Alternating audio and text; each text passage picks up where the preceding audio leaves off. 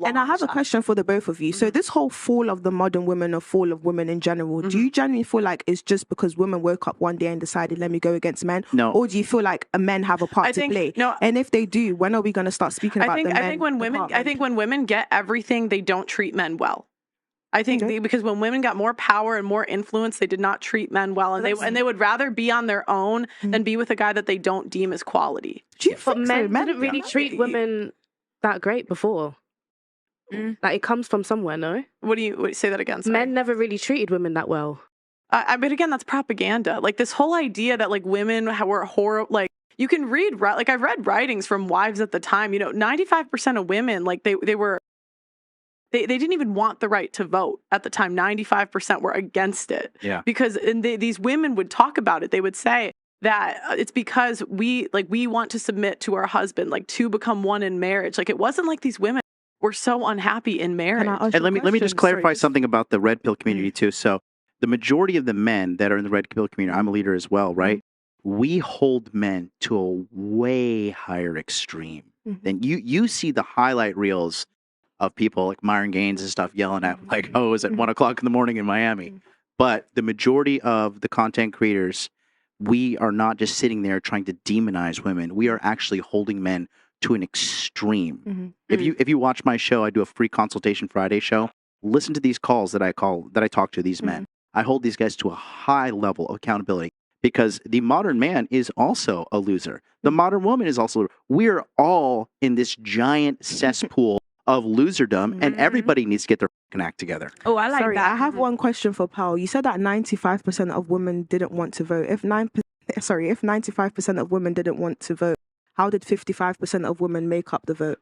No, currently. 55% of women today. Oh, today. Back then, the majority of women did not want the right to vote. And just so you know, listen. Didn't want to vote. How are women the cause of why there was war and why there was political issues? I said when women get power, that's what they vote for. Yeah. But so the reason that women got the right to vote, at least in the U.S., I actually don't know the exact reason here, but in the U.S., it was actually the deciding vote was a guy. It's funny. He voted. He's like the original simp because he voted for women to get the vote because his mom told him to. No. Who is this? His mom. I don't remember his name, but his mom was an anti-suffragette. So she was, she was a suffragette. Yeah, suffragette. Yeah. And so she told him to do it, and he wasn't going to in his writings. Then he decided to because his mom told him. That's not what they teach you in school. So just my question. No, they don't. It's very much. Because I just finished uni, and we've learned all about this. Yeah, as well. this is news to me as well. I studied the suffragettes for history in year 8, and they didn't talk about that. But going back to your question, if only 5% of the women voted, how come women wanted to vote? How come women are now the cause to why there's political issues and the family structure and everything you could argue that it's the issue is that men shouldn't have given women that power. I mean, you could argue that, but I'm saying when women got power, that's what they voted for. So once we both got power, this is what women voted for. But in uni, we learned that women's votes back in the day weren't the real votes. They got forced to put their votes out, if that made sense. The votes that they put out weren't their choices, it was their husband's choices. Yeah.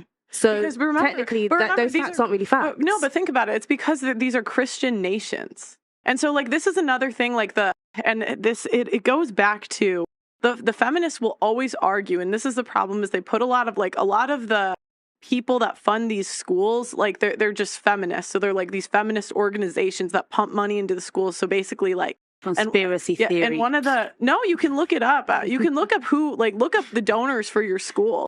And the issue was what they would do is there's this narrative that women, their opinions aren't their real opinions because they were married.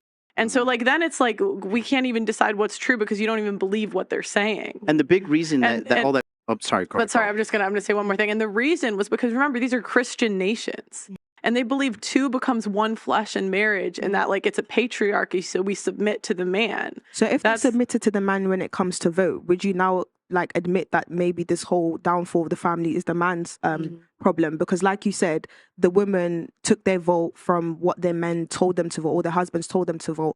So what you mentioned about not now. I said it was because women. I said because men had like back then, yes, because like men voted for them to get the right to vote. But now it's like women vote for themselves. It's not based on the man. But isn't that because of men giving them the right to vote back in the day, like you mentioned? Right. And so, you could argue it either way, right? It's like if men voted for, if men made up the majority of the vote and they voted for us to like something very immoral for us, I don't think they would say, well, you know, the top men, they're to blame. I just want a clarification. So you believe that men are the ones that are tearing apart the family unit? I think that if you are the head of something, me personally, I'm a Christian, and I feel like God put men on earth to be in charge. And if I like this girl.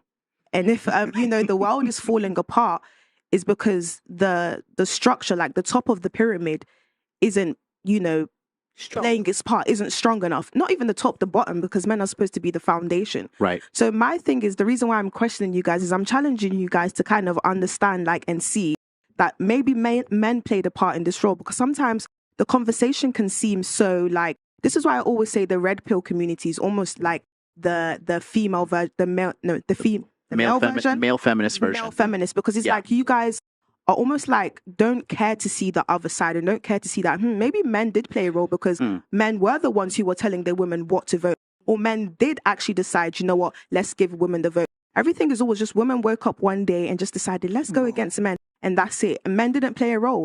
Men's inability to be masculine, to be strong, to, you know, always falling into propaganda, not reading their Bibles, not taking their faith seriously, that didn't play a role. Well, do you know who took prayer? Do you know who took prayer out of church in America? Who? It was a woman. Really? She was the one complaining that prayer should be taken out of churches in America. Well, so people don't pray in American churches. Yeah. So, but okay, let me add, because here's my perspective on things when it comes to, I don't think that men are sitting around trying to just blame everything on women. But I will say this. If you look at every great feminist movement and you track back who's funding it and what's the real cause of it, it's usually always down to money or votes. They're usually pandering for one of those two things. And the thing is this too, when you talk about looking back at the feminist movement and history and like that, it was never about empowering women financially. It was never about, you know, women were so oppressed. What it really was about was dividing men and women. And then honestly, if you look at everything, it's really set up to financially extort women. If you took up all of the student loan debt in America that women owed, right? They own all that. If you sold all the Bitcoin and all the Ethereum in the world right now, it still wouldn't cover that balance. Okay, there's a lot of student loan debt. And if you look at the decisions women are making when it comes to college education, women are the ones lining up getting the most worthless degrees and having hundreds of thousands of dollars in debt. So you have this entire machine that is geared towards financially extorting women and lying to them and saying, you're going to be more happy with a Birkin bag. You're going to be more happy with Chanel glasses. You're going to be more happy with all this consumerism. Being a mother is oppressive. Being a good wife and having a man taking care of you, that is going to be a detriment to you. And a lot of these women go through their 20s. They're like, got their degree. They do all this that the society tells them they should do, right? And then they're like 30 and they're like, fuck, I'm lonely and I have a stressful job and I have $100,000 in debt. And they're waking up to this now. And that's what the whole thing about. It's all about money. It's not like a conspiracy theory, the reptiles, the Jews, the fucking flying spaghetti monster, whatever. It's all about money. That's all it is all about. And women, unfortunately, have taken the bait, hook, line, and sinker. Because are you guys familiar with the company Old Spice?